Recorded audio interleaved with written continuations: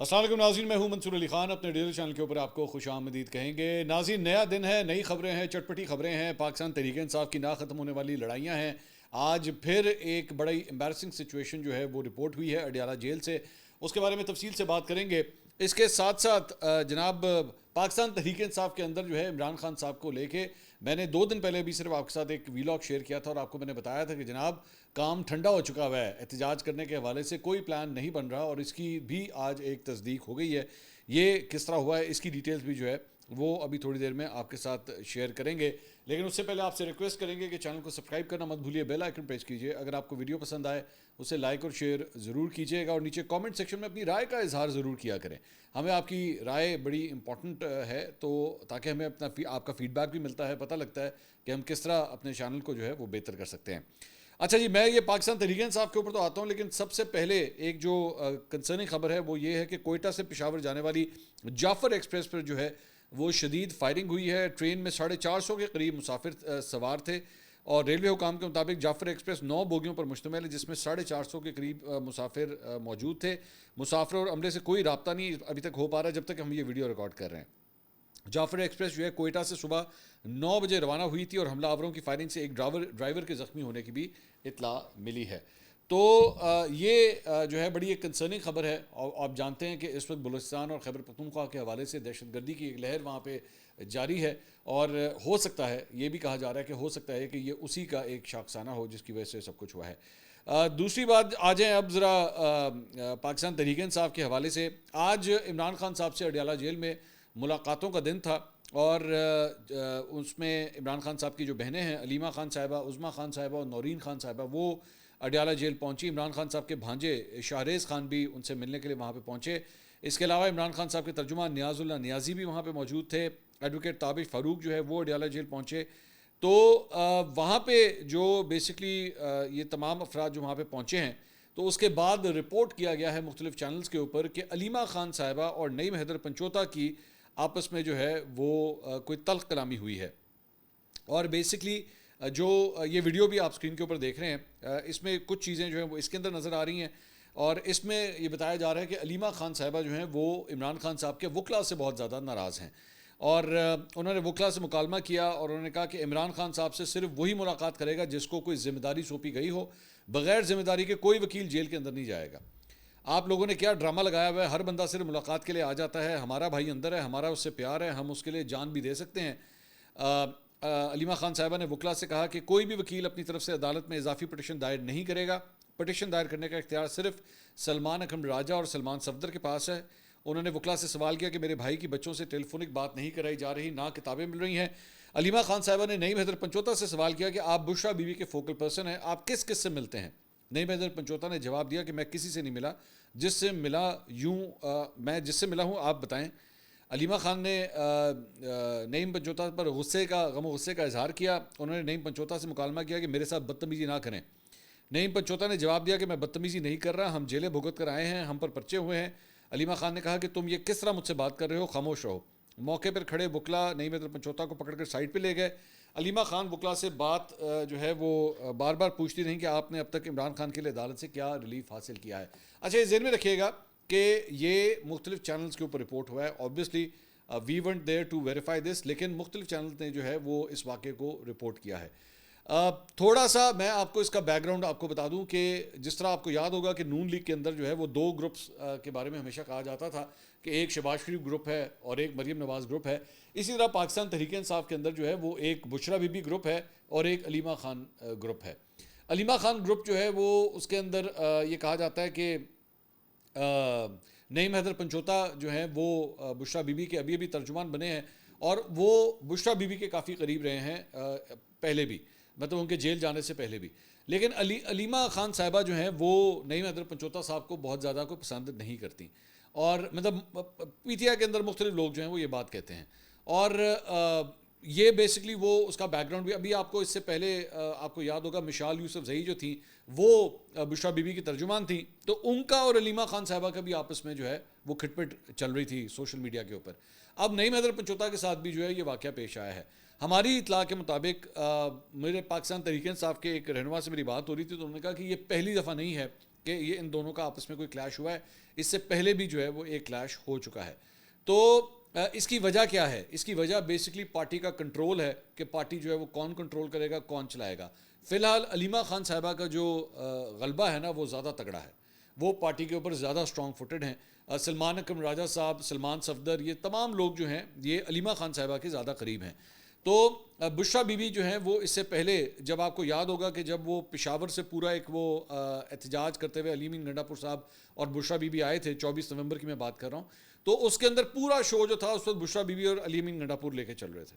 لیکن علیمہ خان صاحبہ جو ہیں وہ بالکل سائڈ لائن ہوئی تھی, ان کو کوئی سینٹر سٹیج نہیں مل رہا تھا, ان سے کوئی بات چیت نہیں ہو رہی تھی. احتجاج میں انہوں نے شرکت کی تھی لیکن بالکل سائڈ پہ ہو کے انہوں نے اس کنٹینر کے اوپر بھی بشرا بی, آپ کو کسی ایک فریم میں, کسی ایک تصویر میں بشرا بی بی اور علیمہ خان اکٹھے نظر نہیں آئے. آپ کے سامنے, میں آپ کو کوئی انہونی بات نہیں بتا رہا, کہیں پہ بھی آپ کو اکٹھے نظر نہیں آئے. آپ کو علیمہ خان اور علی امین گنڈا پور کہیں پہ اکٹھے نظر نہیں آئے. It was Bushra Bibi and Ali Amin Gandapur. تو یہ بیسکلی پارٹی کے اندر ڈویژنز ہیں. اب دونوں سائڈیں جو ہیں وہ ایک دوسرے کے اوپر الزامات بھی لگاتی ہیں کہ جناب آپ اسٹیبلشمنٹ کے ٹاؤٹ ہیں, وہ کہتا ہے آپ اسٹیبلشمنٹ کے ٹاؤٹ ہیں. تو کبھی کبھار نا مجھے تو اس کے اندر بھی ایک آئرنی نظر آتی ہے کہ ساری زندگی پاکستان تحریک انصاف کے رہنماؤں نے نا دوسروں کے اوپر الزام لگائے ہیں. کسی کے اوپر لفافہ لینے کا الزام, کسی کے اوپر کرپٹ ہونے کا الزام, کسی پہ چور, ڈاکو, لٹیرا, ہر قسم کے الزامات لگائے ہیں. آج یہ کیچڑ ایک دوسرے کے اوپر اچھالی جا رہے ہیں, ایک دوسرے کے بارے میں جو ہے وہ ان کے کپڑے جو ہیں وہ گندے کر رہے ہیں پبلک کے اندر بیٹھ کے. افسوسناک بات ہے. لیکن میں بار بار وہی بات کہتا ہوں کہ اس ساری چیز کا آپ کو یہ آئیڈیا نہیں ہو رہا کہ جس کا نقصان ہے وہ اس شخص کو ہو رہا ہے جو اس وقت جیل کے اندر موجود ہے. وہ سب سے زیادہ سفر کرنے والا شخص جو ہے وہ ہے. لیکن ٹھیک ہے, اب کیا کہہ سکتے ہیں. مطلب ایک جہاں پہ یہ ان دونوں کا گروپ ہے, ایک تیسرا گروپ ہے جو باہر سے بیٹھ کے ساری چیزیں کر رہا ہے. میں اس کی بھی آپ کو اگزامپل میں دیتا ہوں نا. شہباز گل نے اس کے اوپر ٹویٹ کیا, اس نے کہا جی کل پاکستان تحریک انصاف کی قومی اسمبلی میں اچھی پرفارمنس تھی جس پر ممبران کی ستائش کرنی چاہیے, بھرپور احتجاج کیا گیا. افسوس کہ پنجاب اسمبلی میں مریم نواز کو کھلا میدان دیا گیا اور خالی ایوان دے کر تقریر کرنے دی گئی.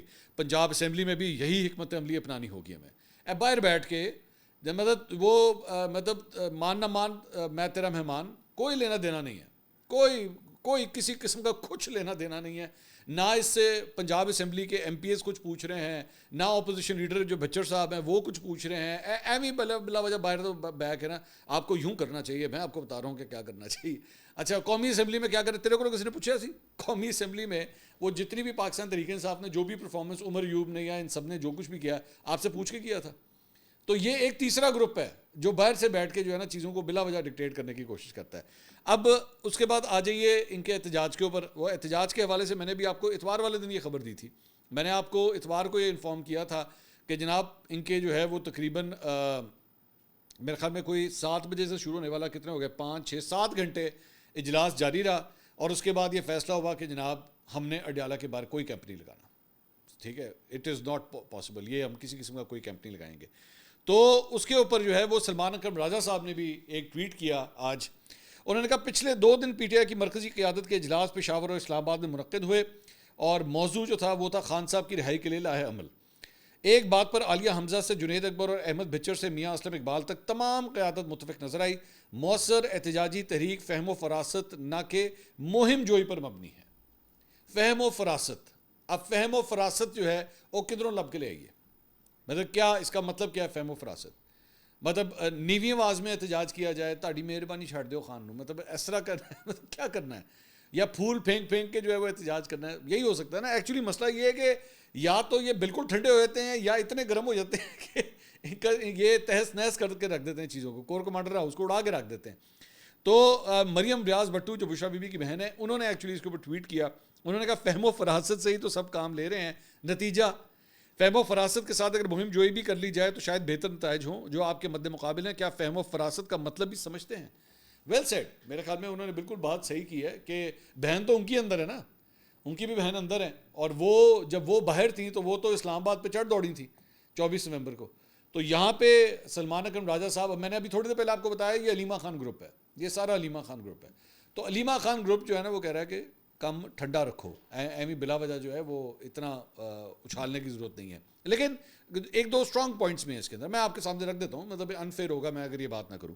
میرے خیال میں اس میں ایک پوائنٹ یہ ہے کہ بھائی اگر ہم نے اڈیالہ جیل کے باہر جو ہے وہ کوئی کیمپ سیٹ اپ کر دیا تو ایسا نہ ہو کہ ان کو اٹھا کے کسی دوسری جیل شفٹ کر دیا جائے. میرے خیال میں کل میں نے آلریڈی یہ بات کی تھی میں نے, یا پھر ہمارے پہ کوئی الزام نہ لگ جائے کہ جناب انہوں نے جیل توڑنے کی کوشش کر رہے ہیں یا ایسا کوئی چیز, یا ہماری صفوں کے اندر کوئی ایسا بندہ نہ آ جائے جو آ کے جو ہے وہ چیزوں کو خراب کر دے. تو یہ وہ لاجیکل پوائنٹس ہیں جو بیسکلی اس آرگومنٹ کے اندر دیے گئے ہیں. لیکن نتیجہ جڑا نکلیا نا وہ یہی ہے کہ پائن کم ٹھنڈا رکھو, سیدھی گل, کم ٹھنڈا رکھو, کم تیز نہیں جے کرنا. بس یہ اصل کہانی جو ہے وہ یہ ہے.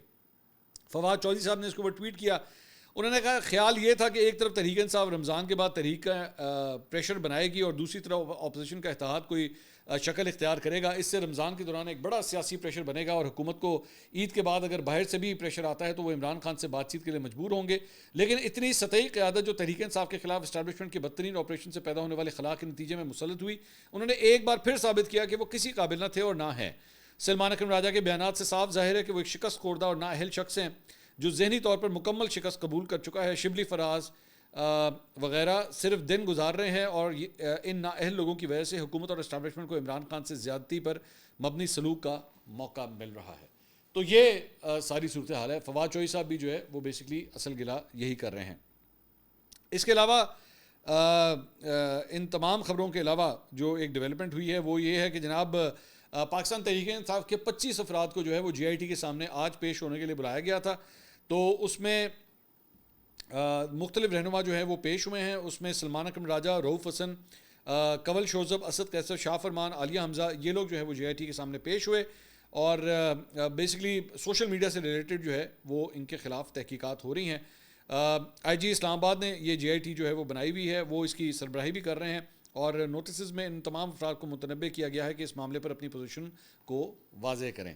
اچھا جی, اس کے علاوہ 9 مئی کے مقدمات, 8 مقدمات میں درخواست ضمانتوں کی جلد سماعت کے لیے جو ہے وہ عمران خان صاحب کی درخواست کے اوپر جو ہے وہ ہائی کورٹ میں سے انہوں نے رجوع کر لیا ہے.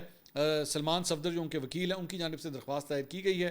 اس میں کہا گیا ہے کہ 8 مقدمات میں ضمانت کے لیے ہائی کورٹ سے رجوع کیا جس پر 16 جنوری کو سماعت ہوئی تھی. پولیس کو نوٹس جاری ہونے کے بعد درخواست ضمانتیں جو ہیں وہ سماعت کے لیے مقرر نہیں ہوئے, تو ان کی جلد سماعت جو ہے وہ کی جائے. اس کے علاوہ جناب پاکستان تحریک انصاف کے آفیشیل اکاؤنٹ سے جو ہے وہ ایک ٹویٹ کیا گیا ہے اور وہ آرمی چیف کے خلاف کیا گیا, یا آپ کہہ لیں ان کو ٹارگٹ کرتے ہوئے جو ہے وہ کیا گیا. اس میں لکھا گیا جی, Pakistan constitution establishes a democratic system where power belongs to the people and the chief of army staff is constitutionally subordinate to the elected prime minister. However, over time, the military's influence has expanded beyond its intended role, extended into politics, media and governance. It often dictates policies, suppresses opposition and controls key institutions like the press and judiciary, undermining civilian authority. This has shifted power away from elected leaders, leaving the Prime Minister and Parliament overshadowed by the unelected military leadership that is undeclared martial law. Restoring constitutional order is essential to ensure that the elected government has true authority over all state institutions. Otherwise, democracy remains an illusion, while real power stays where it was never meant to be. Undeclared martial law, release Imran Khan. یہ hash tags جو ہیں انہوں نے استعمال کیے ہیں. So basically army chief کے اوپر جو ہے تنقید کا سلسلہ وہ جاری ہے پاکستان تحریک انصاف کی جانب سے, اور یہ ریسنٹ دنوں کے اندر ہم نے دیکھا ہے کہ اس نے دوبارہ جو ہے وہ ایک مومنٹم پکڑا ہے. پہلے ایک خاموشی ہو گئی تھی, لگ یہ رہا تھا کہ شاید آپس میں چیزیں جو ہے ریزالو ہوں گی, لیکن وہ ریزولوشن کی طرف جاتی ہوئی نظر نہیں آ رہی. اس کے علاوہ جناب پچھلے 2-3 دن میں ایک خبر جو ہے وہ ڈیولپ ہوئی ہے, اور وہ یہ ہے کہ پاکستان کے ایک سفیر جو ترکمانستان کے اندر جو ہے وہ پاکستانی سفیر تھے, وہ امریکہ کا سفر کر رہے تھے اور وہاں پہ جو ہے ان کو روک لیا گیا, اور بتایا جا رہا ہے کہ ان کو روک کے ان کو واپس جو ہے وہ بھیج دیا گیا. معاملہ جو ہے وہ بتایا جاتا ہے کہ ان کے پاس سفری دستاویزات بھی جو ہیں وہ پوری تھی, سب کچھ تھا, لیکن اس کے باوجود جو ہے وہ انہیں اندر امریکہ کے اندر انٹر نہیں ہونے دیا گیا. اب اس کو پاکستان تحریک انصاف سے جڑے میں دیکھ رہا تھا کہ سلمان احمد صاحب, خیر وہ تو پی ٹی آئی کے ساتھ ریلیٹڈ بھی نہیں ہے, پی ٹی آئی سے نکالے جا چکے ہیں, لیکن وہ یہ کہہ رہے تھے کہ اس کا سارا تعلق جو ہے مطلب وہ ایک قسم کا اپنا کریڈٹ لینے کی کوشش کر رہے تھے کہ بھائی جان اسی کرا ہے, جبکہ اس کا اس سے تعلق نہیں ہے. خبر یہ ہے کہ اس سے پہلے بھی ان کی فیملی جو ہے وہ بتایا جاتا ہے کہ وہ امریکہ کے اندر ہی موجود ہے, اور اس سے پہلے جب وہ آتے رہے ہیں تو اس سے پہلے ان کے کوئی قانونی معاملات تھے جس کی وجہ سے ان کو جو ہے وہ ریڈ فلیگ کیا گیا ہے, جس کی وجہ سے ان کو بیسکلی واپس بھیجا گیا ہے. لیکن ظاہری بات ہے وہ کچھ ہو نہ ہو, پاکستان تحریک انصاف کے چند رہنما جو ہے اس کا کریڈٹ لینے کی کوشش ضرور کرتے ہیں کہ جناب ایسے ہی کر کے دکھایا ہے. اگر آپ نے اتنا کرنا ہوتا نا تو ڈونلڈ ٹرمپ شکریہ پاکستانی حکومت کا نہ ادا کر رہا ہوتا. اچھا جی, اس کے علاوہ ایکسپریس نے یہ رپورٹ کیا ہے کہ آئی ایم ایف نے جناب بجلی سستی کرنے کی حکومتی تجویز جو ہے وہ مان لی ہے, اور اس پہ آئندہ ماہ جو ہے وہ فیصلہ متوقع ہے, اور بجلی کے بنیادی نرخوں میں 1 سے 2 روپے فی یونٹ جو ہے وہ کمی کا امکان ہے. نیپرا اور وزارت توانائی کو نرخوں میں کمی کا اختیار مل گیا ہے۔ ڈسکوز کی نجکاری میں تاخیر پر آئی ایم ایف نے اظہار تشویش کرتے ہوئے کہا ہے کہ ڈسکوز کی کارکردگی بہتر کیے بغیر پاور سیکٹر میں بہتری ممکن نہیں ہے۔ آئی ایم ایف نے وزارت توانائی کا نیپرا ایکٹ میں ترمیم کا پلان بھی جو ہے وہ فی الحال مسترد کیا ہے، اور پاور سیکٹر کے گردشی قرضے پر آج اہم مذاکرات ہوں گے، جبکہ F B R, revenue, agriculture tax اور پراپرٹی ٹیکس پر بھی بات چیت کی جا رہی ہے۔ عید کے بعد گورننس پر مذاکرات کے لیے آئی ایم ایف کے نئے وفد جو ہے وہ بھی بتایا جا رہا ہے کہ وہ بھی پاکستان آئے گا۔ ایک اور خبر میں شیئر کرنا چاہ رہا ہوں، یہ خاص طور پہ پنجاب گورنمنٹ کے حوالے سے ہے کہ آج سے چند ماہ پہلے پنجاب کے جو کھلاڑی ہیں، جو سپورٹس مین ہیں، ان کے لیے فیصل کھوکھر صاحب جو وزیر سپورٹس ہیں، وزیر کھیل ہیں، ان کی جانب سے پورا ایک انڈومنٹ فنڈ جو ہے وہ اناؤنس کیا گیا، اسکالرشپس اناؤنس کی گئی، and I had this impression کہ جناب کھیلوں کے لیے جو ہے وہ بہت اچھا کام ہو رہا ہے۔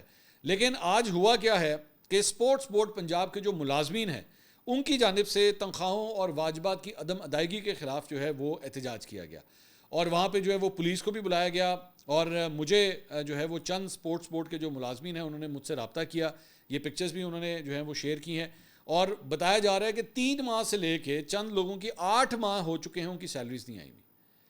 تو میں حیران ہوں کہ یہ جو ڈی جی سپورٹس ہیں وہ کیا رہے ہیں، وہ کس قسم کا کام کر رہے ہیں، کیونکہ مطلب اس طرح نہیں ہو سکتا کہ ایک جگہ کے اوپر آپ ڈھول ڈمکا کرتے رہیں کہ جناب ہم نے کھلاڑیوں کے لیے تو یہ کر دیا وہ کر دیا، پیچھے سپورٹس بورڈ کا آپ کا یہ حال ہے۔